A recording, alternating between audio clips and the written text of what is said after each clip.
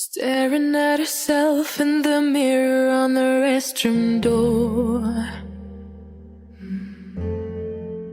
Voices in her head that mirror what she's heard before. All the things they said to hold her back, they never seem to leave her head and tend to keep her mind at war. All the things they said to hold her back, they keep her locked inside of all the times when she's been hurt before.